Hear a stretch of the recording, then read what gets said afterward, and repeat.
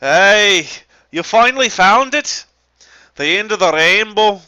But unfortunately, you've been misled. Because there's no pot of gold at the end of the rainbow. But what we do have is a pot of knowledge.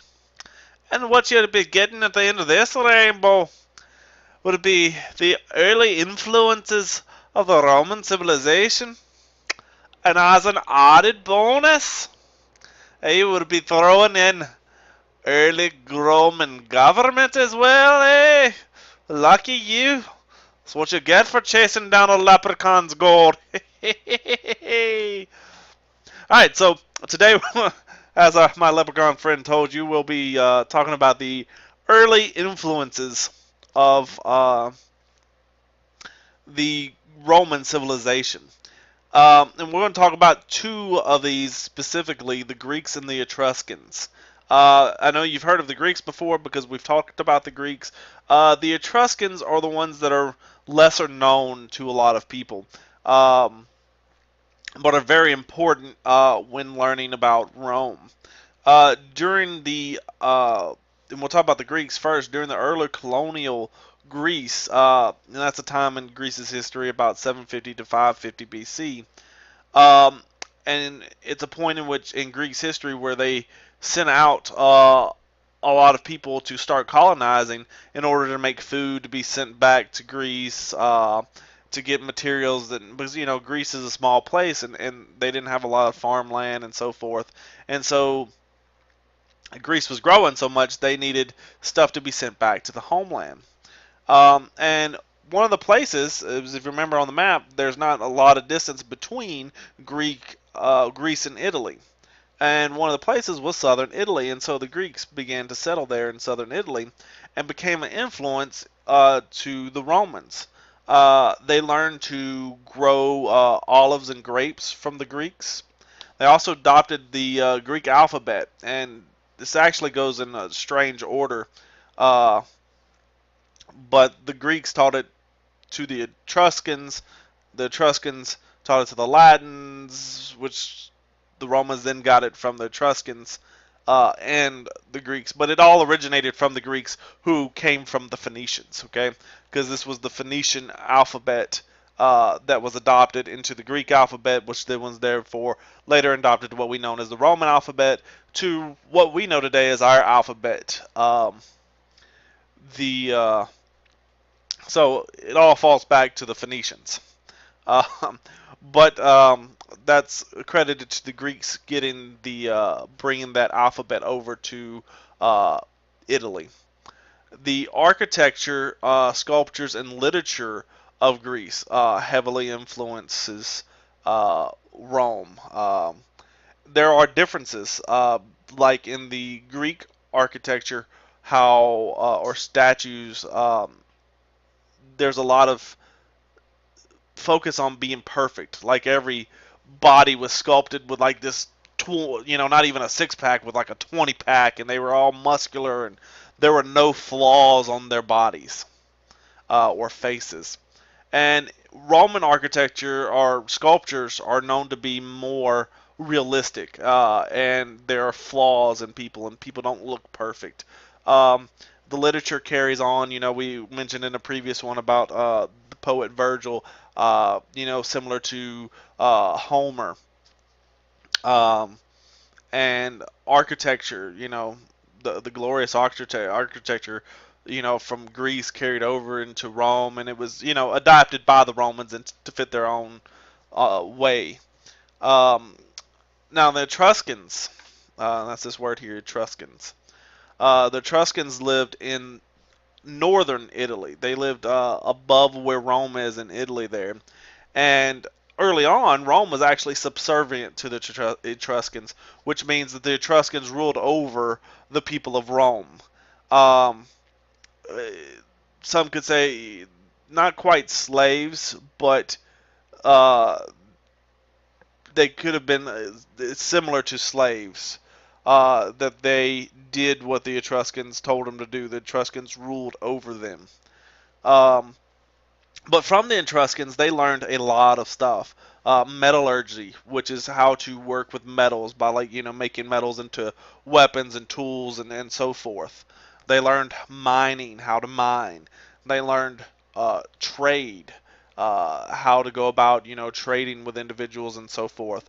They learned a big pride in military because the Etruscans took a lot of pride in their military. Gladiators came again from the Etruscans.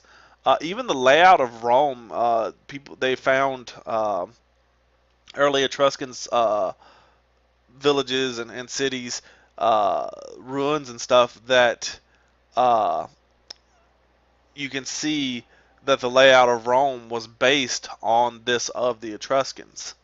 And even their dress, like the togas and so forth, came from the Etruscan lifestyle.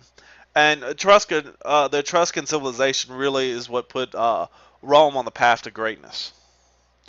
Um, Talking a little bit about the Roman government, you had the consuls, which was the leader of the Romans. They were elected every year in pairs. They elected two consuls, and they were selected by the assembly. Now, you had to be at least 42 years old in order to be elected consul. And each consul had a veto power over the other one. So if this one said, I declare we give donuts free to everybody, and this one says, no, no donuts free to everybody. We're going to give lollipops free to everybody. So I veto your donuts. I'm just making up stuff here. But, he could veto, which is Latin for I forbid. Okay. Um, and Latin is the language they spoke in Rome. It's considered a dead language now because no civilization actually speaks Latin anymore. Now, people do learn Latin and speak Latin, and we use Latin in a lot of things. It goes on to tell you how greatly, we've influenced. Rome has influenced us and a lot of others. And there's a lot of languages that are derivatives of Latin. Um, but Latin is a dead language. Um, and the consuls headed the army and ran the government. Now, a praetor was originally another name for a consul. uh, but it evolved into becoming its own position. And what it became was the magistrate who was responsible for justice. Kind of like, you kind of almost think of it as a judge over an area. And the praetor position, or the number of praetors in the Roman civilization, fluctuated from anywhere from 1 to 18. Okay? Usually had a praetor over Rome. Then you had praetor over various territories in the or provinces within the Roman civilization. Um, the Senate was the law-making body composed of 300 patrician men who served for life. Now, you had the patricians and the plebeians. The patrician were your well-to-do, like nobles, okay, if you will. We've talked about nobles before. They're your well-to-do, your rich, higher up, your higher class of people. Not saying that they're any better than the other people. And your plebeians were your everyday people, okay, like your baker and your um, tailor and your blacksmith. Those were all your plebeians, okay. And you had there's a great division between the patricians and the plebeians. The patricians led everything, and the plebeians had to follow, but there was always tended to be conflict between the patricians and the plebeians. Um, but the Senate chose the consuls, excuse me, I said that backwards. The Assembly chose the consuls.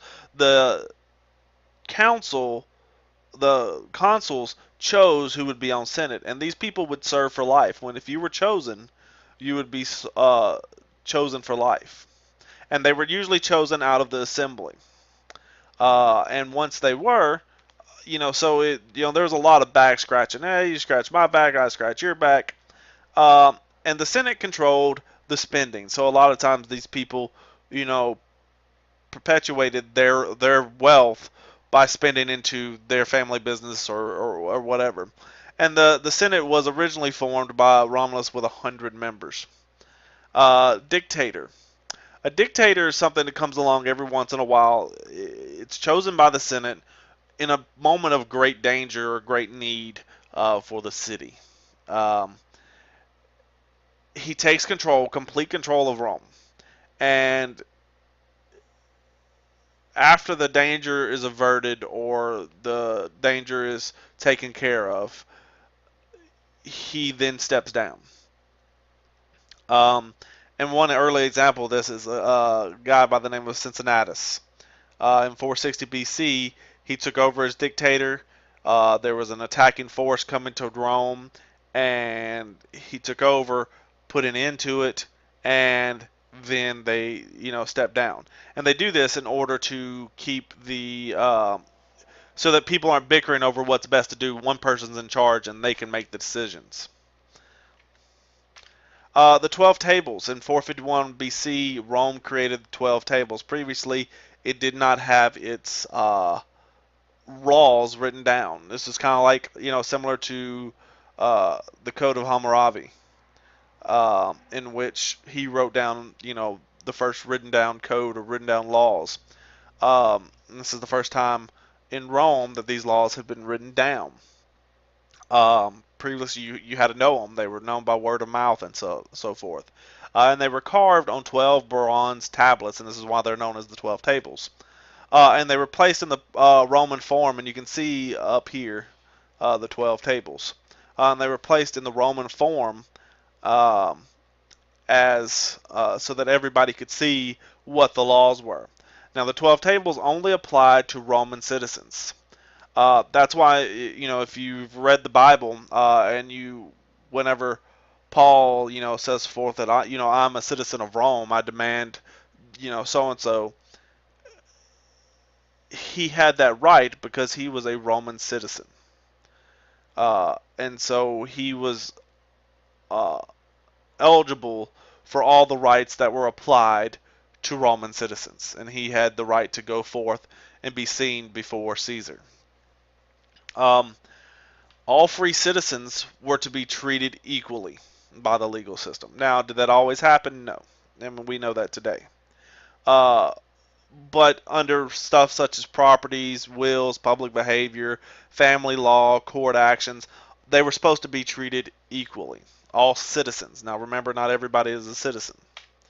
Now, as the Roman civilization grew, it needed laws for its non-citizens. And they created what was known as the Law of Nations, which later is just referred to as the Rule of Law. Applied to all people everywhere. Innocent people are innocent until proven guilty. That's something we know. And the accused can defend themselves. And that all people should be treated the same way by the legal system is this rule of law. And this is what our legal system is based on. So until next time, deuces!